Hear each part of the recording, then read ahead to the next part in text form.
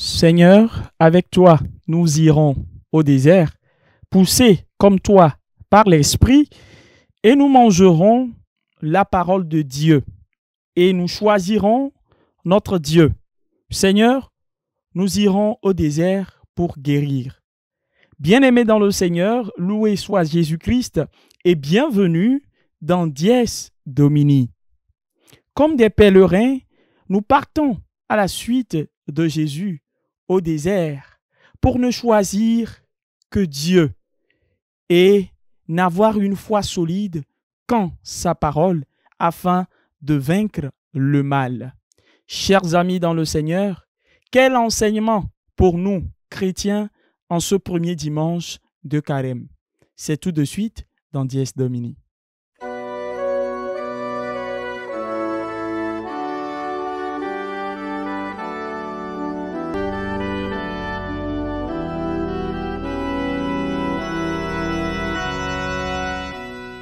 Chers internautes, je vous l'annonçais tantôt, je parlais du premier dimanche du carême de l'année liturgique C.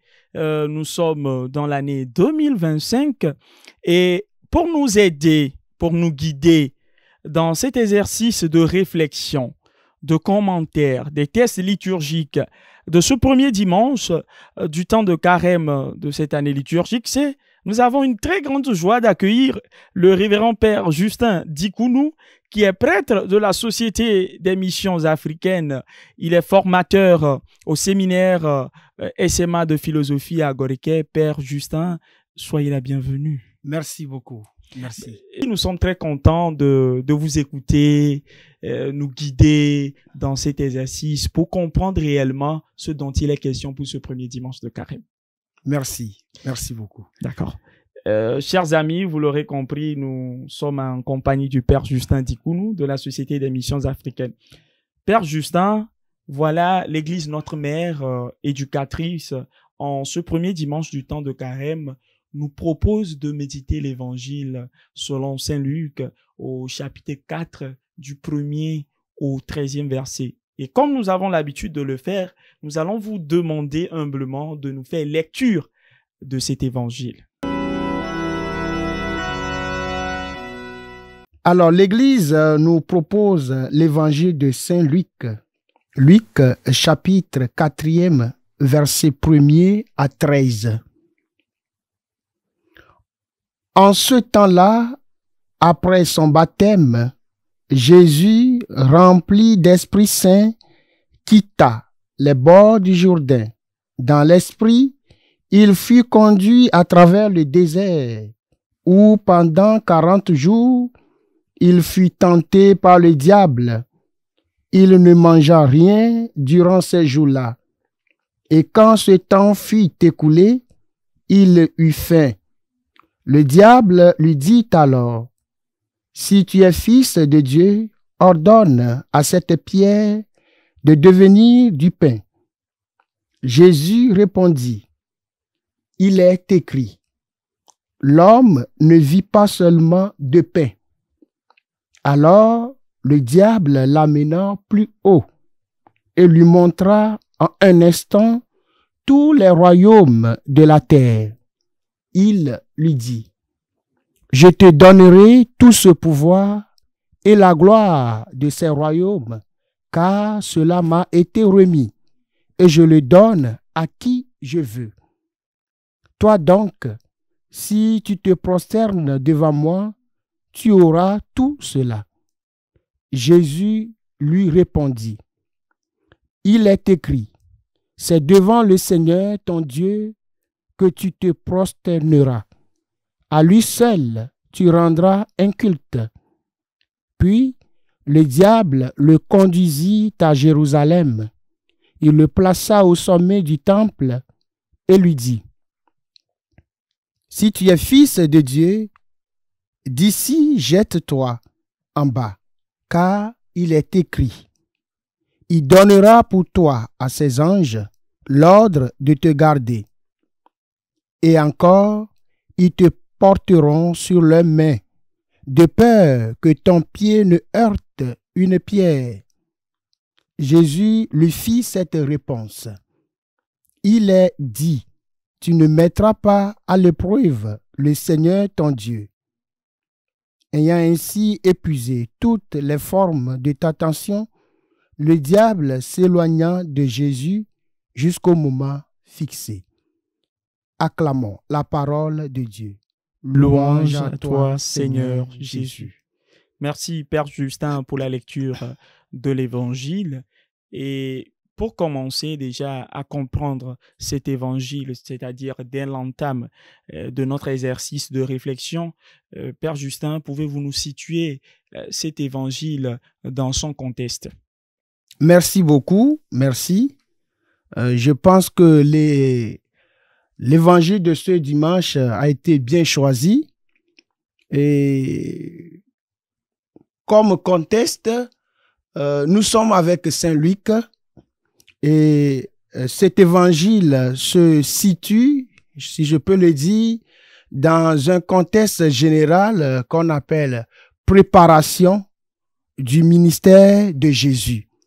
Donc, Jésus se prépare à affronter ou à rentrer dans son ministère. Et donc, vous voyez dans la Bible Jérusalem, ce titre même a été donné à la deuxième partie de l'évangile de Saint Luc. Et après cela, vous allez voir que c'est la dernière préparation qui est la tentation de Jésus au désert.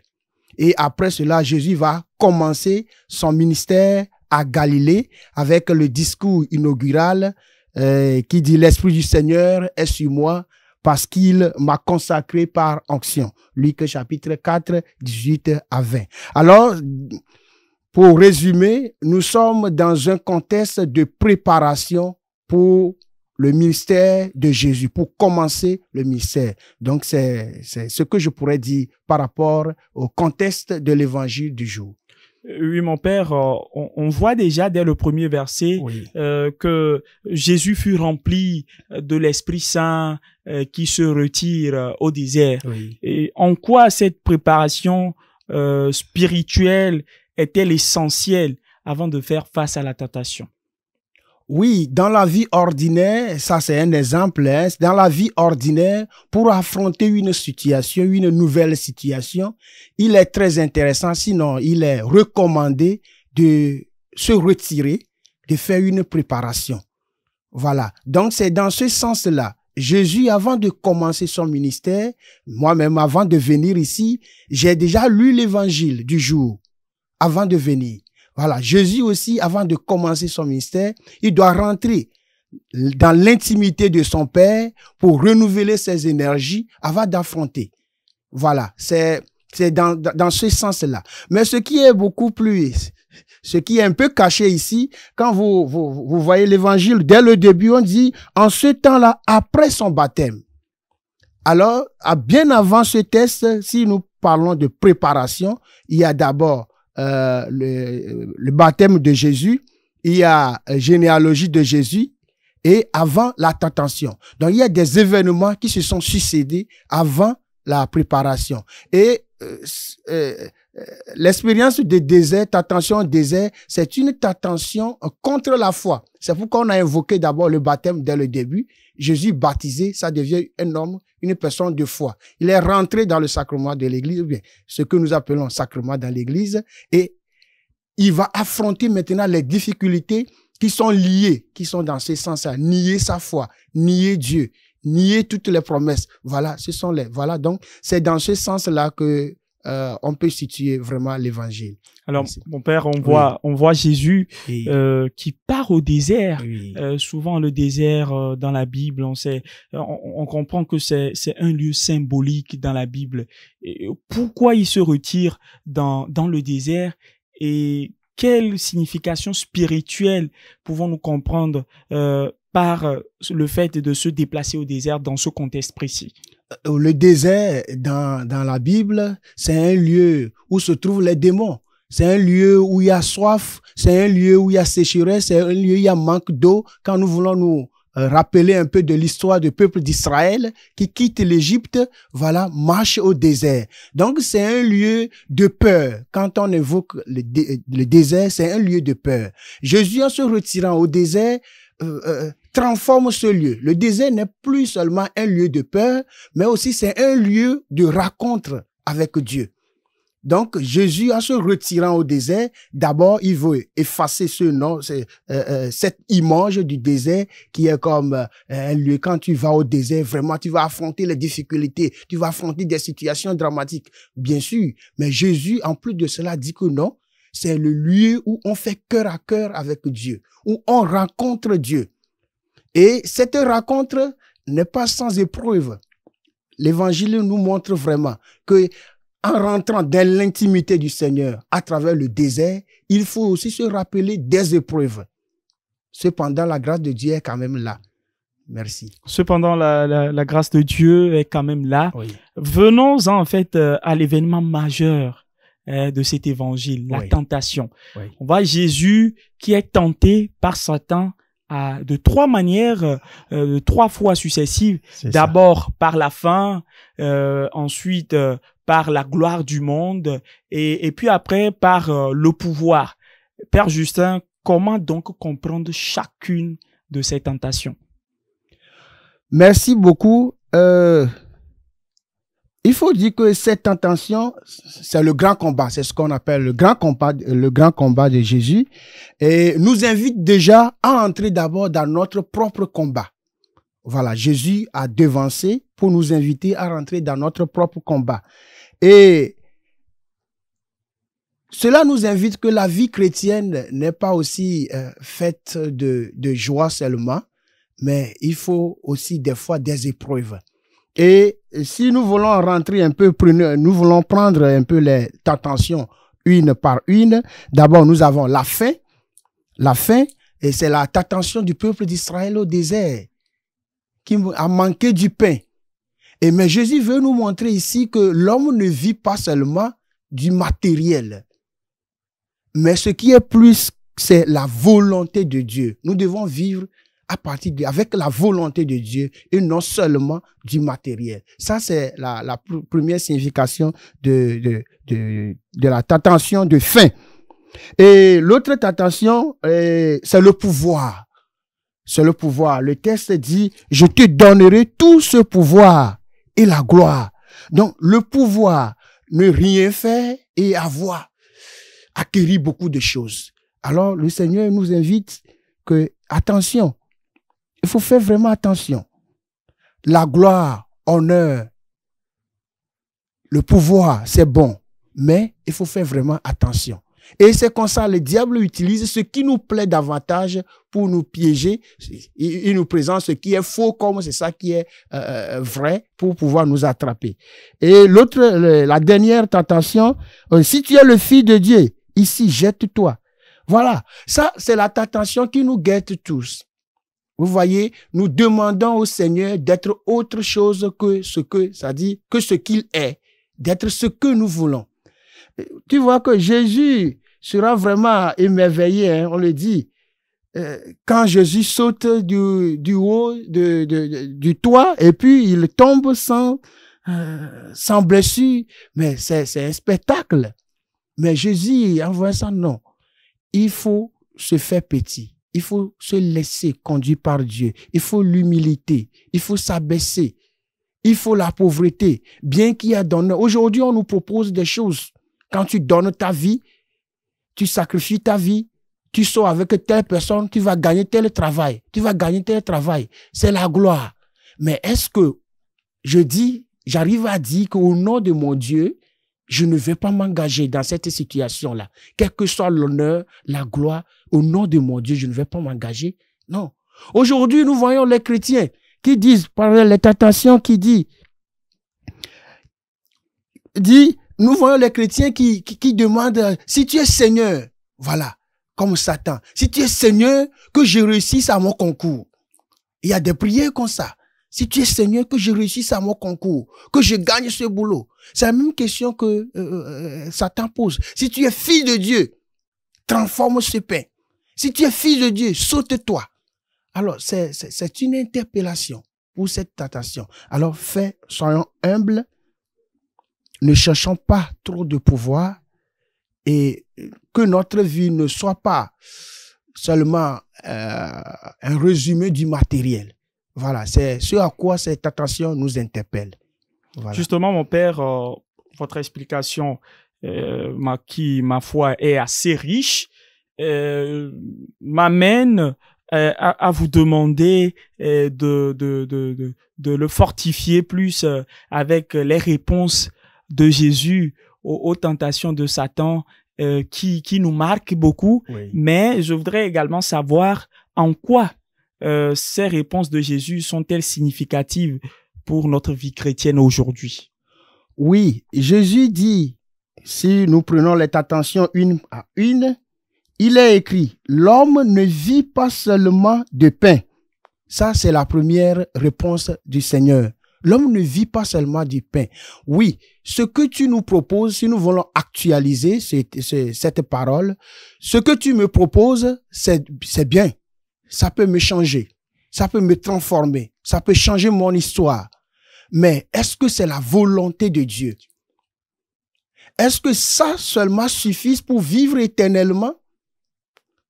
Alors, le Seigneur nous invite à dépasser le matériel, ce qui est visible à nos yeux. Souvent, on se focalise sur soi, sur son bonheur, sur son évolution, son épanouissement. Et on oublie qu'au-delà de ce que nous voyons, il y a autre chose qui est beaucoup plus grande. Donc, le Seigneur nous invite à dépasser le matériel qui est palpable, touchable, à dépasser et à s'intéresser à ce qui n'est pas visible à nous, notre foi, notre relation avec Dieu.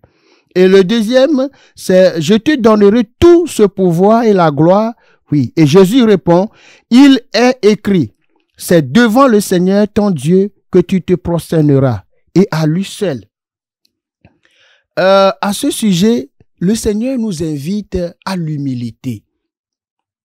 À l'humilité. Parce que, oui, comme je venais de dire, tout le monde sera content s'il arrive à être ministre, à être nommé quelque part, et à avoir des pouvoirs, à donner l'ordre à telle personne, à telle personne.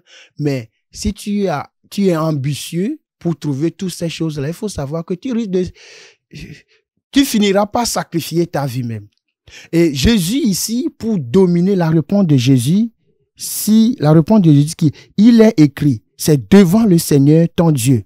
Alors il faut accepter l'humilité devant le pouvoir, devant quand les gens les orgueillent, il faut s'abaisser. Il faut s'abaisser pour accepter l'humilité. Et en ce sens-là, tout le reste découle de l'humilité. Il faut accepter la pauvreté que la richesse. Comme le dit Saint Ignace dans son exercice, accepter la pauvreté que la richesse, humiliation que honneur. Et dans ce sens-là que le Seigneur même va te lever.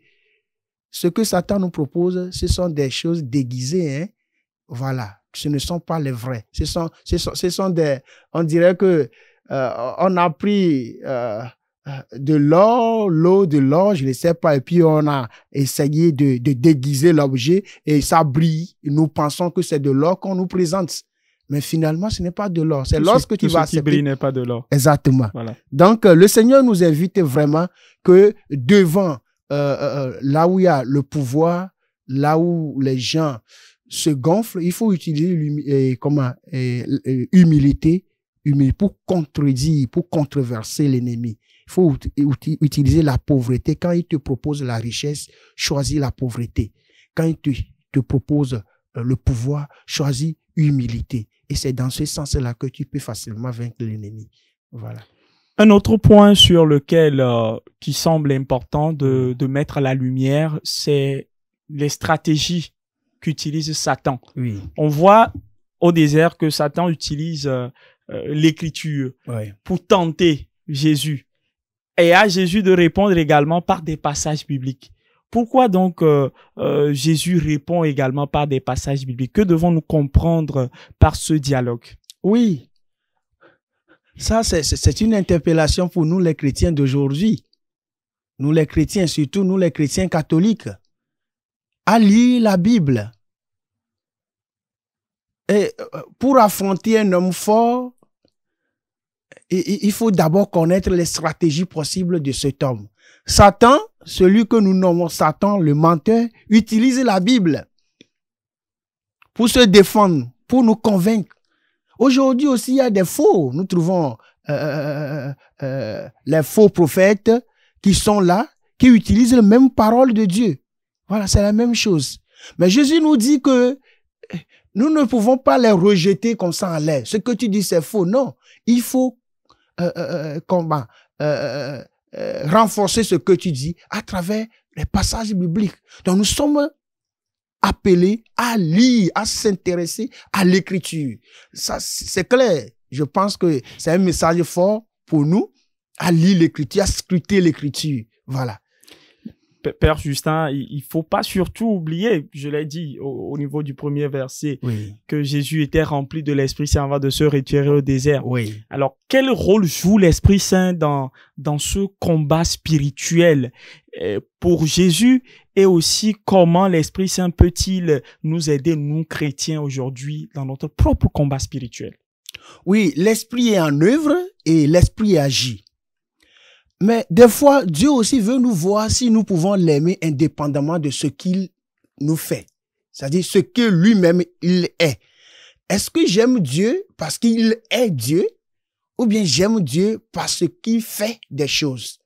Et au moment où je me rends compte que je veux avoir de l'enfant, et que Dieu, là, quand il donne l'enfant, n'arrive pas à me donner l'enfant, alors j'abandonne l'église. L'Esprit est en œuvre. Mais cela n'empêche pas que nous soyons tentés, voir est-ce que nous aimons Dieu au plus profond de nos cœurs, ou bien parce que nous sommes à l'aise, tout semble aller bien, c'est pourquoi nous aimons Dieu. J'ai évoqué tout à l'heure que le texte commence par le baptême de Jésus, juste après le baptême, pour dire que les tentations qui vont venir suivre, ce sont les tentations de foi. Ce ne sont pas n'importe quelle tentation. Ce sont les tentations de foi.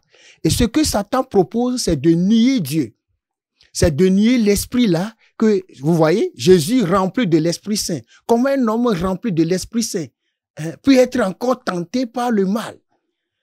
Alors, Satan veut montrer à Jésus que l'esprit, c'est faux, hein? Si vraiment tu es rempli de l'esprit là, tu ne peux pas être tenté. C'est de nier Dieu. Et quand vous regardez mais tous les textes, il y a cette foi là-dedans. Nier Dieu ou accepter Dieu. Professer Dieu, dit clairement par sa bouche que Dieu est Dieu. Et donc, Jésus remplace essaie de combattre Satan à partir des paroles qui renforcent son intimité avec Dieu. Et c'est là même l'esprit travaille. Donc, l'esprit est là. Jésus est rempli de l'esprit. C'est l'esprit qui pousse Jésus à utiliser les paroles justes pour convaincre. Voilà. Donc, mon père, en ce premier dimanche du carême de l'année liturgique, il n'y a pas que l'évangile, justement, selon Saint Luc, mais il y a également la première lecture tirée du livre de Deutéronome. Il y a également la deuxième lecture tirée de la lettre de Saint Paul apôtre aux Romains. Ouais. Et avec l'évangile, quel rapport pouvons-nous établir pour ce dimanche? Oui, je venais de signifier ça un peu voilé, que les trois textes, quand les scrutons un peu, il y a la foi, mettre sa foi en Dieu et montre Dieu comme le vainqueur du mal. Quand nous prenons la première lecture tirée du livre de Deutéronome, le passage de ce texte est intitulé le code de la loi. Donc, à partir de Deutéronome 12 jusqu'au Deutéronome 26, nous avons lu, ça parle de code, la loi. Comment s'attacher à la loi? Qu'est-ce qu'il faut faire pour rester avec la loi? Et quand tu restes avec la loi, c'est que tu obéis le Seigneur. Tu demeures avec le Seigneur. Et quand le texte même Deutéronome que nous venons de lire, 26, 4 à 10, qu'est-ce que le peuple d'Israël fait? Ils font ce qu'on appelle l'anamnèse. L'anamnèse, c'est le mémorial, se rappeler de son passé. Donc le peuple est en train de se rappeler de son passé.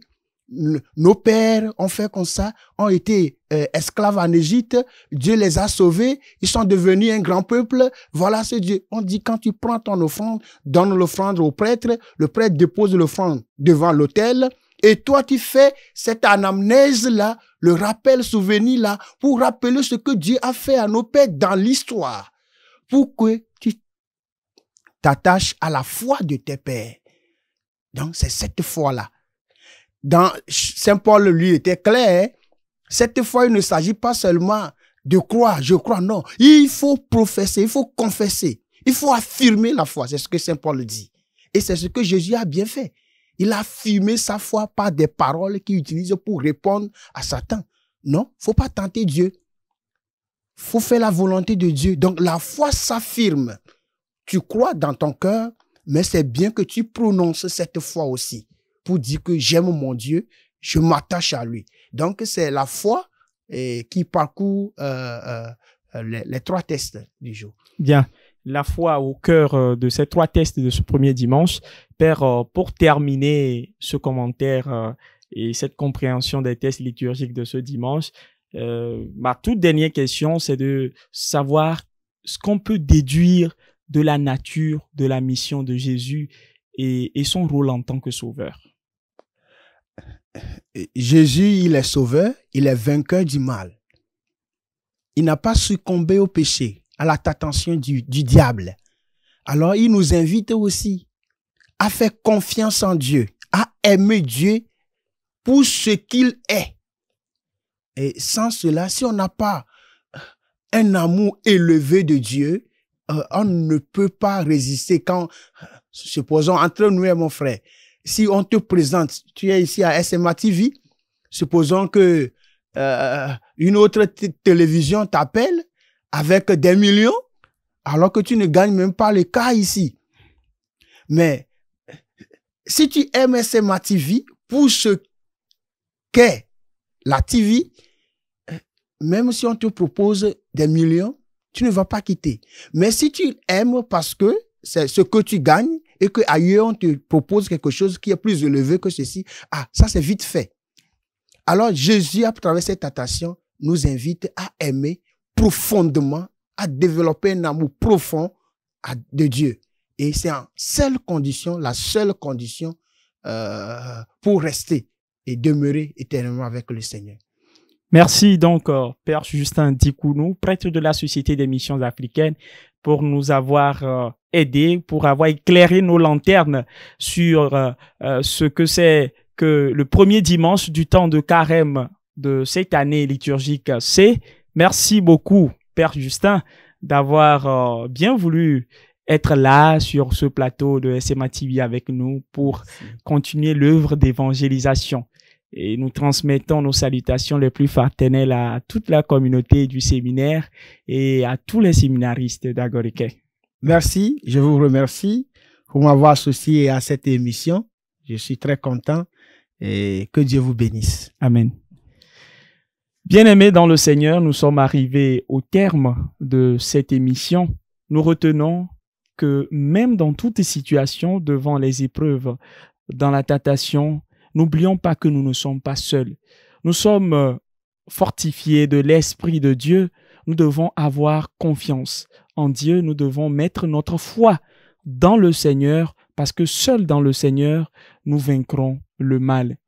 Fructueux temps de carême à tous et à toutes. Merci à vous de nous avoir suivis. Merci à l'équipe technique de la SMA Togo TV. Jusque-là, portez-vous bien et que la grâce de Dieu vous accompagne tout au long de ce carême comme des pèlerins d'espérance. Au revoir.